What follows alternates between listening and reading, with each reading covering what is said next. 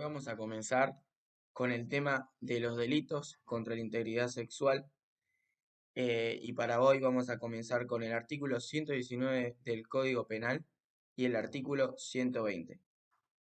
Bien, para comenzar, el artículo 119 en su primer párrafo nos está hablando del abuso sexual simple o también conocido como abuso deshonesto, en donde dice, será reprimido con reclusión o prisión de seis meses a 4 años el que abusare sexualmente a una persona cuando ésta fuera menor de 13 años o cuando mediare violencia, amenaza, abuso coactivo o intimidatorio de una relación, de dependencia de autoridad o de poder, o también aprovechándose de que la víctima por cualquier causa no haya podido consentir libremente la acción.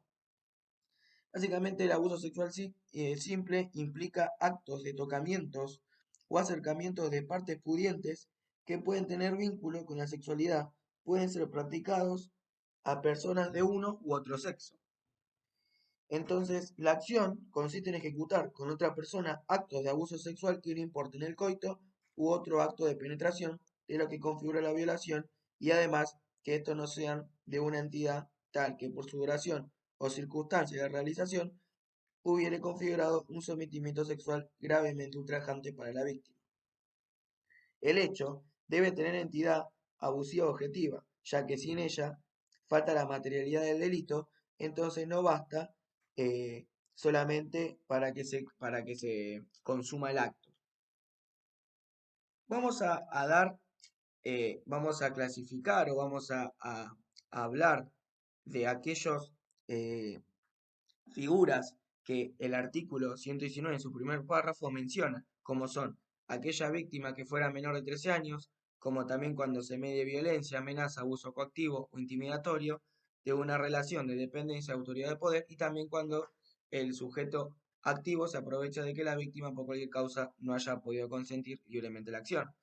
Para comenzar vamos a hablar de la víctima menor de 13 años, que básicamente aumentó de 12 a 13 años la edad a partir de la cual se considera que el menor de uno u otro sexo que es sujeto pasivo del delito carece por completo de capacidad para consentir cualquier forma de aproximación sexual. La razón de la criminalidad del hecho reside en la incapacidad por inmadurez del sujeto pasivo. Lo que la ley penal presume es la incapacidad para comprender el significado social y fisiológico de cualquier tipo de acto con connotaciones sexuales. Entonces, así vistas las cosas, carece de significado el consentimiento que puede haber prestado el menor víctima del delito. La voluntad se considera siempre viciada en estos casos. La edad de la víctima debe ser probada en la forma legal, a los fines de estimar la culpabilidad. Luego tenemos la violencia. Básicamente el abuso sexual simple también se configura cuando se emplea violencia. Esto es cuando se hace uso de la fuerza para consumarlo. La violencia debe haber sido empleada para llevar a cabo el abuso sexual. La ejercida durante él, habiendo sido el acto consentido libremente, no adquiere el carácter de elemento del abuso. La fuerza ha de recaer sobre la víctima, de otra manera no habría sido la fuerza física el medio directo que venció su resistencia. Luego tenemos amenazas. Básicamente, a diferencia de la disposición, de la diferencia de la violencia, la amenaza la podemos considerar como una violencia moral, ya que toda vez que la víctima es sometida al abuso sexual mediante amenazas que producen en ella miedo o temor que alcanza a vencer su voluntad. Entonces, la distinción entre violencia y amenaza radica esencialmente que la primera se cumple, en tanto que la segunda importa el anuncio de un mal futuro como medio para obtener lo que se quiere. Luego tenemos abuso coactivo de una especial relación con la víctima. Es el abuso coactivo o intimidatorio por parte del autor de una relación de dependencia de autoridad o de poder. Ese medio comisivo fue introducido por la ley 25.087 y comprende situaciones en que el autor se encuentra en una situación de jerarquía o preeminencia respecto de la víctima, lo que enerva la capacidad de ésta para consentir libremente. La disposición no alude solamente a la realización jerárquica o de poder, ya que esto es el temor reverencial que ésta puede producir en la víctima, lo que no está alcanzado por la disposición. Entonces requiere un plus subjetivo, que es el abuso, y un objetivo que consiste en aquel se manifiesta a través de amenazas que, persiguiendo el propósito lascivo, tengan un efecto atemorizante en la psiquis de la víctima. En efecto, la coacción consiste en procurar mediante amenazas la obtención de una acción u omisión por parte de un tercero, en este caso un favor de índole sexual. A su vez, la intimidación es el efecto psíquico que produce la amenaza en el ánimo de la persona que la sufre. Esta modalidad de comisión se acerca al llamado acoso sexual, que consiste en el requerimiento de favores sexuales efectuado por una persona que ejerce autoridad sobre otra, prevaleciéndose de tal situación, el cual no está comprendido en la figura, ni en otra alguna del Código Argentino en la medida en que no se manifieste la comisión de otro delito independiente. Luego tenemos la víctima imposibilitada de consentir libremente el acto. El autor, el hecho de que el autor lleve a cabo el abuso sexual, aprovechándose de que la víctima por cualquier causa no haya podido consentir libremente el acto o la acción, es una disposición que abarca diversos supuestos que vamos a analizar a continuación. Puede ser una víctima que se encuentre privada de la razón y es aquella a quien el trastorno de sus facultades mentales le impide comprender la naturaleza del acto que realiza como sujeto pasivo, razón por la cual su voluntad está viciada y carece de validez jurídica.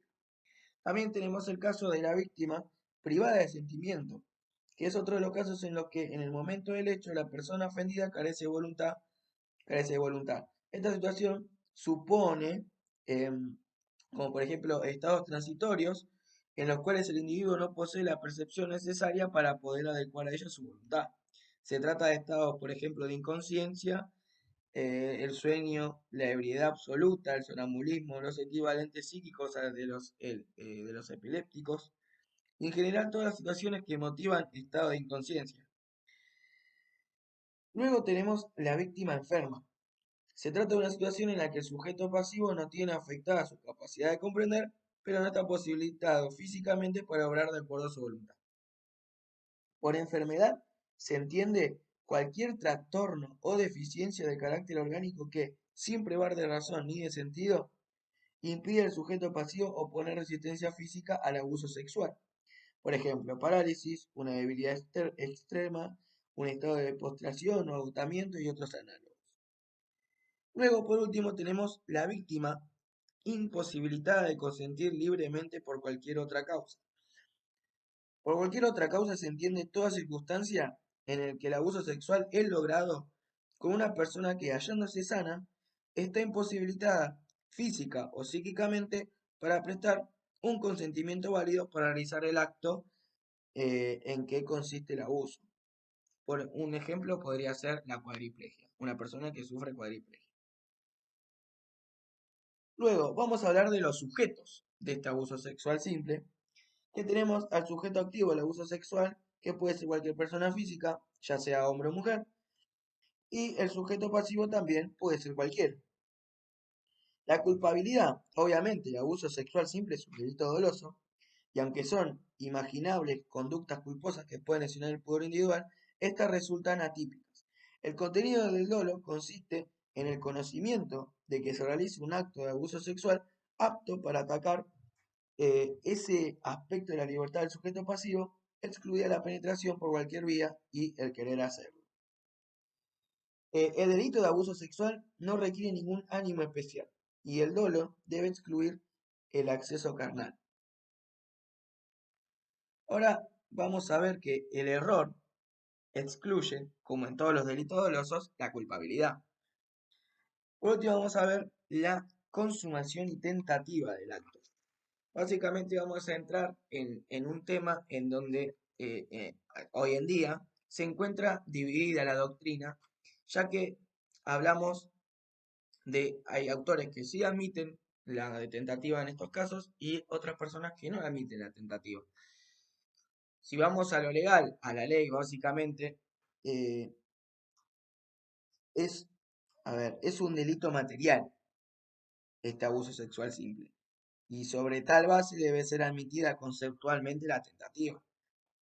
Pero bueno, las personas o los autores, mejor dicho los autores, que admiten la tentativa, son aquellos que ponen como ejemplo la resistencia de la víctima que evita el abuso. Y aquellos que no lo admiten, básicamente porque tan pronto como se ha tenido comienzo la ejecución del acto impúdico, el delito queda consumado.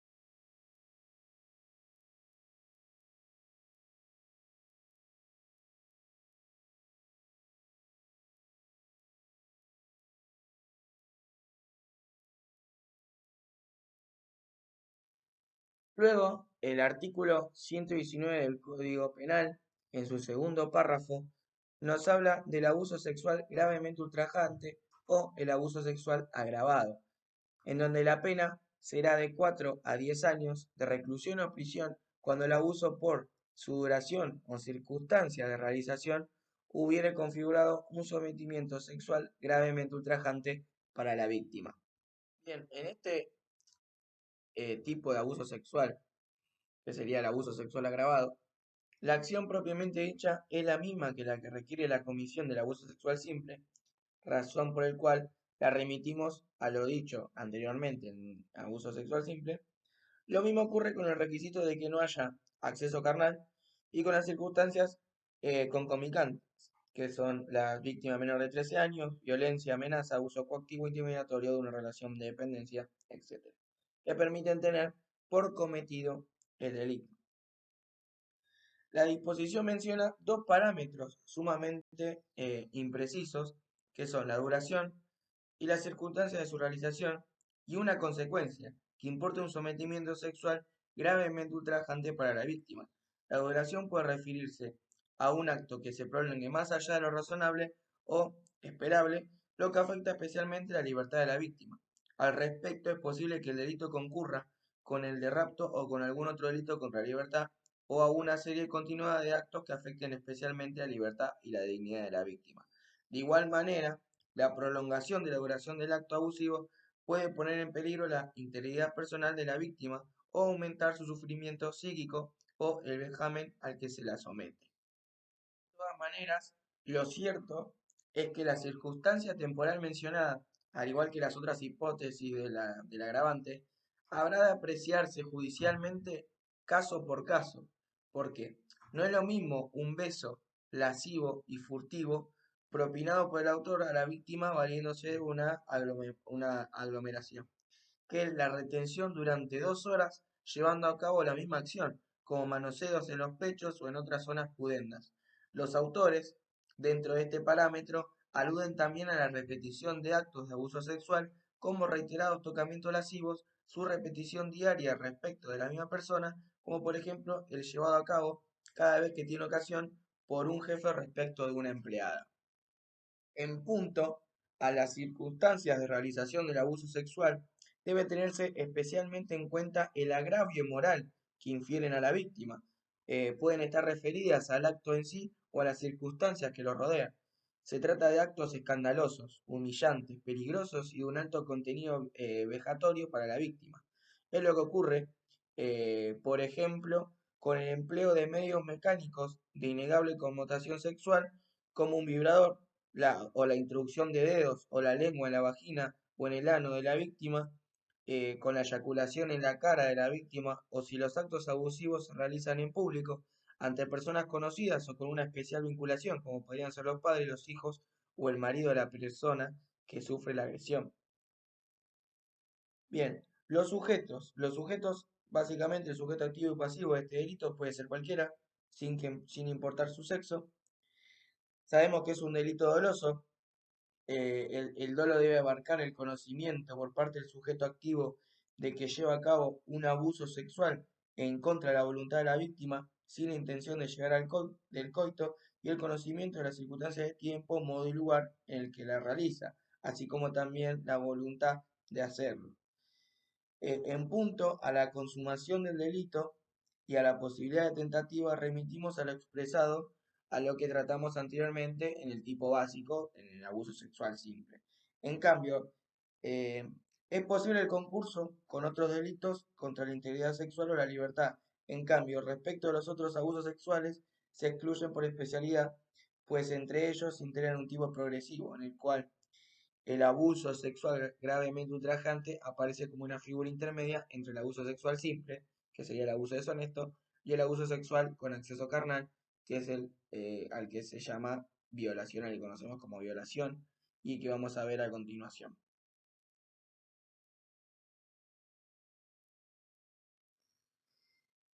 El artículo 119, en su tercer párrafo, nos habla de el abuso sexual con acceso carnal o, como se conoce comúnmente, la violación, en donde dice que la pena será de 6 a 15 años de reclusión o prisión cuando, mediando las circunstancias del primer párrafo, hubiere acceso carnal por vía anal, vaginal u oral o realizara otros actos análogos introduciendo objetos o partes del cuerpo por alguna de las dos primeras vías.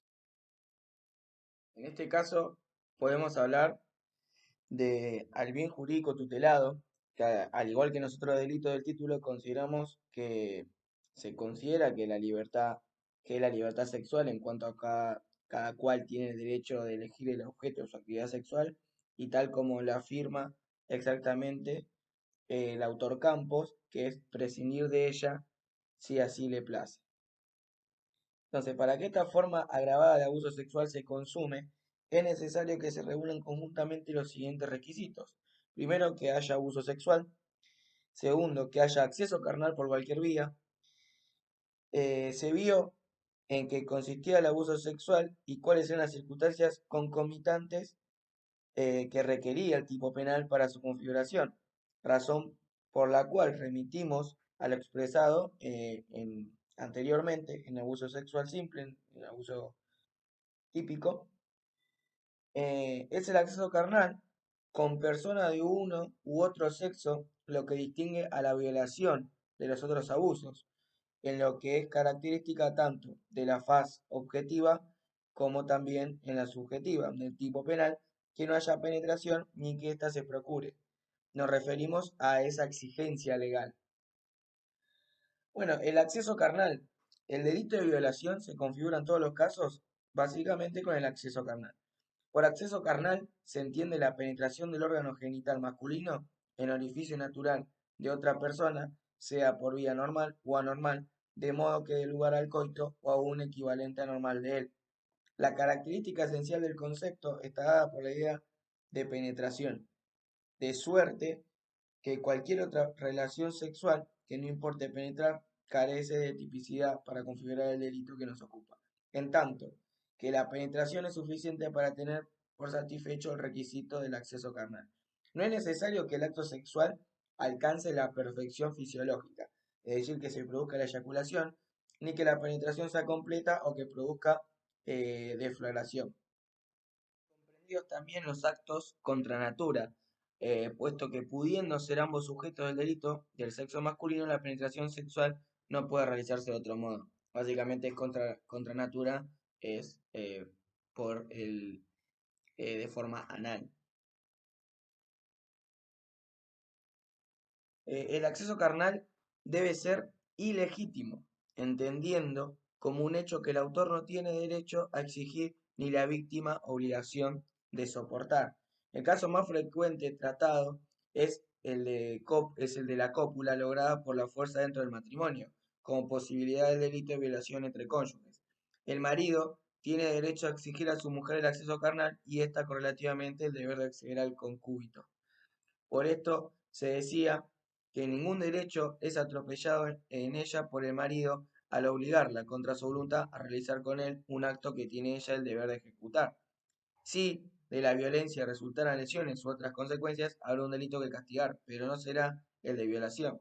La cuestión se presenta cuando la exigencia marital se extiende a la realización de actos contra natura. En tal caso, pensamos que la violación se configura, puesto que tales actos no están impuestos por el deber conyugal. También se tipifica la violación cuando se accede violentamente a la mujer que se ha opuesto al acto por razones profilácticas para sí o para la prole, como sería en el caso de padecer el marido una enfermedad venérea. Sujetos del delito. Tenemos el sujeto pasivo, que expresamente declara la ley que el sujeto pasivo puede ser persona de uno u otro sexo. El Código argentino no hace distingos respecto de las condiciones de la víctima. Puede ser persona soltera, casada, divorciada, viuda, honesta, virgen o no, no honesta y aún puede ejercer la prostitución. Es necesario que el hecho haya sido cometido sobre persona viva. Y luego tenemos al sujeto activo. En la generalidad de los casos, el sujeto activo de la violación es un varón, y no resulta dudoso que legalmente pueda hacerlo. Se discute si pueden ser autores la mujer o el hombre homosexual que actúa como pasivo. Con anterioridad a la reforma, quienes se pronunciaban por la negativa alegaban que solo tienen acceso carnal el que realiza la penetración. Que el artículo 120, al prever el estupro, suponía todas las condiciones del artículo 119, salvo las circunstancias de sus números 2 y 3, condiciones entre las que estaba el sujeto activo del delito, y nadie dudaba, porque la ley así lo establecía, de que en el estupro debía ser un varón. Entonces, eh, se cree que la mujer y el homosexual que actúa como pasivo pueden ser sujetos activos de la violación y que la ley no los excluye. Cierto es que no resulta fácil de imaginar el hecho ejecutado mediante violencia física, pero sí lo es cuando se trata de un varón menor de 13 años y aún en los supuestos de amenazas, Lo que no se admite, en cambio, es la violación de mujer a mujer. Luego tenemos la culpabilidad, el dolo. Claramente la violación es un delito doloso. Por lo demás, no parecen imaginables acciones culposas que pueden adecuarse a las previsiones tipificadas en el artículo 119. El dolo consiste en la conciencia y voluntad de tener acceso carnal contra la voluntad expresa o presunta de la víctima. Esto último como consecuencia del empleo de violencia, amenaza, abuso coactivo o intimidatorio de una relación de dependencia, autoridad o de poder, o de las particulares condiciones del sujeto pasivo de la situación en el que el mismo se encuentra, según cuál sea el supuesto de entre los previstos en el primer párrafo o el primer párrafo de la disposición citada. El error de hecho sobre cualquiera de las circunstancias que determinan el contenido del dolo es excluyente de culpabilidad, aún el error imputable que tiene por efecto dejar un remanente culposo porque la violación solo se tipifica con la culpabilidad dolosa. Luego, por último, tenemos la consumación y tentativa.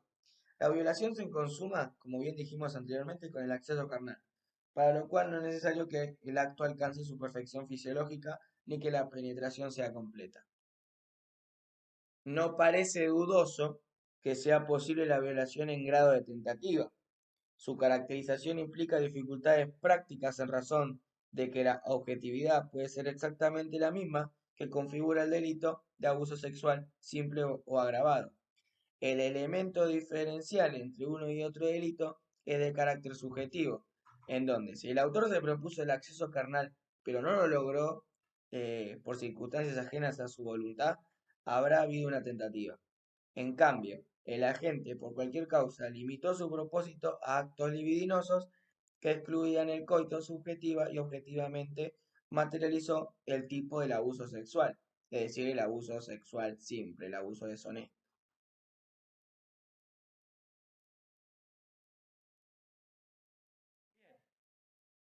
El artículo 119 también menciona, ya en el final del artículo, los agravantes de estos tipos de abuso sexual que bien mencionamos anteriormente. Y lo que hace el artículo 119 primero es mencionar todos los agravantes que son o que van a afectar básicamente, se aplican tanto al abuso sexual agravado o gravemente ultrajante y a la violación o abuso con exceso carnal. Eh, y luego, al final del artículo, habla de aquellos agravantes que menciona que también se van a aplicar al abuso sexual simple, al abuso sexual deshonesto, pero con la excepción de que el inciso tercero eh, no va a afectar a, o no va a alcanzar este agravante al abuso sexual simple. Básicamente por el hecho de que claramente, como bien sabemos y como bien explicamos, el abuso sexual simple no tiene que existir un acceso carnal, eh, no tiene que existir un acceso carnal, y el inciso tercero, el agravante, lo que nos dice es, como bien vemos, es que el autor tuviera conocimiento de ser portador de una enfermedad de transmisión sexual grave y hubiera existido peligro de contagio. Básicamente hubiera existido peligro de contagio, quiere decir que tuvo que haber un acceso carnal por parte del sujeto activo sobre el sujeto pasivo. Por eso se descarta este agravante al abuso sexual simple. Muy bien, una vez explicado esto, vamos a ver uno por uno. En el primer inciso tenemos resultar un grave daño en la salud física o mental de la víctima. Entonces estamos hablando de un agravante por el resultado, en donde es ocasionada con un daño grave en la salud física o mental de la víctima, que pueden ser lesiones graves o gravísimas. Cabe destacar que este agravante eh, te- también puede pasar que el de, resultado de la acción sea la muerte de la víctima. Entonces se agrava con prisión o reclusión perpetua. Bueno, sabemos que la pena de estos agravantes será de 8 a 20 años cuando se refiera a los casos del segundo y el tercer párrafo. El segundo inciso que nos dice el hecho fuere cometido por ascendiente, descendiente, afín en línea recta, hermano, tutor, curador, ministro de algún culto, reconocido o no, encargado de la educación o de la guarda, nos está hablando del agravante por el parentesco, donde quedan comprendidas estas figuras que recién mencionamos y que cabe destacar que estas figuras fueron agregadas por la ley 25.087. Luego el inciso tercero, que mencionamos anteriormente, que no va a ser un agravante para el abuso sexual simple, es aquel que es portador de una enfermedad de transmisión sexual y existió el peligro de contagio. Entonces, el agravante se aplica cuando una persona, sabiendo que es portadora de una enfermedad de transmisión sexual grave, tiene relaciones sexuales con otra, existiendo peligro de contagio. Luego, el inciso cuarto nos habla de cuando el hecho fuera cometido por dos o más personas, está hablando de pluralidad de personas, o con armas. Entonces, la razón del agravante es que al intervenir varias personas o que el sujeto activo eh, realice el acto con ayuda del arma, básicamente eh, es mucho más fácil que el sujeto activo consiga que el sujeto pasivo realice el acto que él quiera. Básicamente porque se ve en una situación de jerarquía inferior la víctima por ya sea que sean más de dos personas o que el autor del delito tenga un arma para amenazar y que se consuma el acto. Luego el inciso 5 o el inciso quinto nos habla de los miembros de las fuerzas policiales y de seguridad. Y luego, por último, el último agravante es la víctima menor de 18 años con la que convive, eh, en donde el hecho fuera cometido contra un menor de 18 años, aprovechando la situación de convivencia preexistente con el mismo. Entonces, para que el agravante funcione, se requiere que la víctima sea menor de 18 años y que el autor conviva con él. Por último, como bien vemos, el artículo dice, en el supuesto del primer párrafo, aludiendo al abuso sexual simple, la pena será de 3 a 10 años de reclusión o prisión si concurren las circunstancias de los incisos A, B, D, E o F, que es lo que nombramos antes de comenzar a aplicar los agravantes uno por uno, que básicamente en el abuso sexual simple todos los agravantes son de 3 a 10 años, exceptuando el C, el inciso tercero, que habla de el autor que posee una enfermedad de transmisión sexual grave y existir un peligro de contagio. Luego tenemos la figura del estupro, que lo encontramos en el artículo 120 del Código Penal, el cual nos dice ser reprimido con prisión o reclusión de 3 a 6 años el que realizara alguna de las acciones previstas en el segundo o en el tercer párrafo del artículo 119 con una persona menor de 16 años aprovechándose de su inmadurez sexual en razón de la mayoría de edad del autor, su relación de preeminencia respecto de la víctima u otra circunstancia equivalente siempre que no resultare un delito más severamente penado. El abuso sexual existe cuando el sujeto activo realiza alguna de las conductas previstas en el artículo 119, en el párrafo segundo y tercero, que bien distinguimos anteriormente, el abuso sexual agravado y la violación, contra una persona mayor de 13 años y menor de 16 años, aprovechándose de su inmadurez sexual y de la mayoría de edad del autor sobre la víctima. Entonces, el autor lo que aprovecha es la inexperiencia sexual de la víctima para convencerla de realizar el acto. Lo logra, no por vía de las violencias, sino por medio de engaños, mentiras, falsas promesas de matrimonio, básicamente seduciéndola. Entonces, vamos a hablar de los sujetos de este tipo de abuso sexual. Tenemos el sujeto activo, el artículo exige que sea mayor de edad, de 18 años para adelante. Y el sujeto pasivo debe ser una persona de cualquier género, pero menor de 16 años, pero mayor de 13 años. Si la víctima es menor de 13 años, estamos hablando de una violación.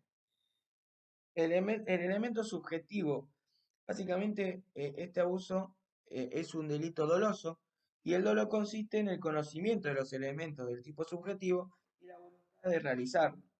Entonces, el delito del estupro se consuma cuando el autor realiza alguna de las acciones mencionadas anteriormente, como lo es el abuso sexual gravemente ultrajante o la violación. Y cuando el estupro en el artículo 120 también menciona los agravantes de este abuso sexual, en donde la pena será de prisión o reclusión de 6 a 10 años sin medida alguna de las circunstancias previstas en los incisos A, B, C, E o F del cuarto párrafo del artículo 119.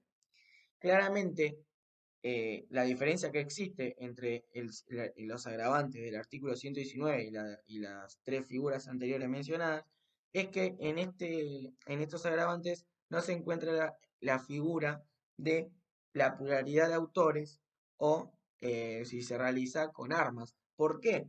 Porque como bien dijimos anteriormente, el estupro básicamente, el sujeto activo seduce al sujeto pasivo para que se consume el acto, básicamente para conducirla a realizar el acto que el sujeto activo quiere. Pero como bien dijimos, la está seduciendo, lo seduce. Es decir, no lo hace ni por medio de violencia, ni por medio de armas, ni por ningún otro medio, sino a través de engaños, de promesas, como por ejemplo el promesa de casamiento, de matrimonio, de noviazgo. eh, por eso no se ve reflejada la figura del inciso cuarto, que habla de la pluralidad de personas o de armas, porque básicamente eso es medio de violencia, es a través de violencia, y claramente el estupro es a través de engaños, de seducción, por eso no se encuentra aquí reflejado el inciso D.